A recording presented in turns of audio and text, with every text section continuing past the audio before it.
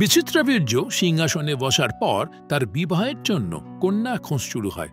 সেই সময় কাশীরাজ তার ৩ কন্যা অম্বা, অম্বিকা ও অম্বালিকার জন্য স্বয়ম্বর সভার আয়োজন করেছিলেন। রাজমাতা সত্যবতী বিশ্বকে নির্দেশ দিলেন সেই স্বয়ম্বর সভা যেতে এবং বিচিত্রবীর্যের জন্য কাশীরাজের কন্যাদের জয় করে নিয়ে আসতে। বিশ্ব স্বয়ম্বর সভায় উপস্থিত হতেই তাকে দেশে সবাই পরিহাস করতে লাগল। তারা বলল, বিশ্ব নিজের প্রতিজ্ঞা ভুলে গিয়ে স্বয়ম্বর সভায় বিবাহ করতে চলে এসছে।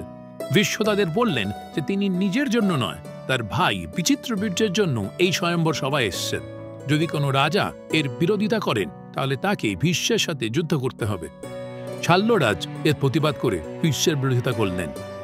আসলে শাল্যরাজের সাথে কাশীরাজের জ্যেষ্ঠা কন্যা অম্বার প্রথম থেকেই এক সম্পর্ক ছিল এবং এই স্বয়ম্বর সভায় তার সাথে অম্বারই বিয়ের কথা হয়েছিল। কাশীরাজও এতে রাজি ছিলেন।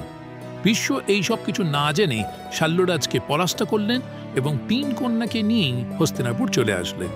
হস্তিনাপুরে এসে রাজকুমারী অম্বা তার সাথে শাল্যরাজের সম্পর্কে কথা প্রকাশ করলেন এবং এই বিয়ে না হওয়ার জন্য তিনি ভীষ্মকেই দোষারোপ করলেন। যে ভীষ্ম ব্রহ্মচর্যের প্রতিজ্ঞা করেছেন, তিনি ভাইয়ের জন্য আরেকজনেরই বিয়ে ভেঙে দিয়েছেন। ভীষ্ম অম্বাকে শাল্যরাজের কাছে ফিরে যেতে বললেন এবং বিচিত্রবীর্যের সাথে বাকি 2 কন্যা অম্বিকা ও অম্বালিকার বিবাহ দিলেন।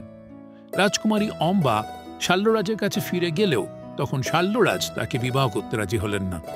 বিশ্ব তাকে যুদ্ধে হারিয়ে অম্বাকে জয়ী করে নিয়ে গেছে, তাই তিনি অম্বাকে আর বিবাহ করতে পারবেন না।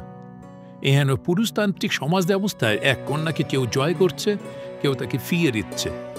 মহাভারতের এই কাহিনী আসলে সমাজ ব্যবস্থারই এক প্রতিফলন। এর সমাধান খোঁজাই আমাদের লক্ষ্য।